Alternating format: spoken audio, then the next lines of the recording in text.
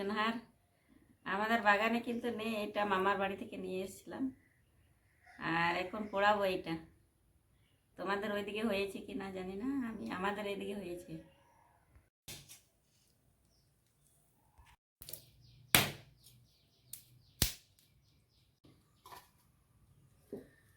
এই যে দেখো বন্ধুরা, আমার জনহার পোড়া হয়ে গেছে। এখন গরম আছে হালকা হালকা। শুভ সকাল বন্ধুরা, কেমন আছো? আশা করছি তোমরা ভালো আছো, আমিও ভালো আছি। সকাল সকাল সকাল কাজ সেরে এখন চা খেতে বসেছি। চা খেয়ে এখন জনহার পোড়া খাবো।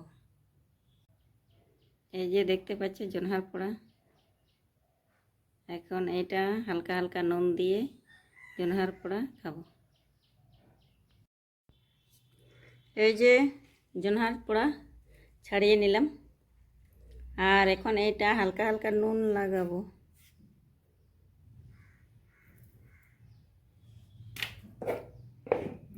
অনেকেই লাগায় লঙ্কা লঙ্কা গুঁড়ো, তারপরে গুঁড়ো, জিরে গুঁড়ো, আর তেল অল্প।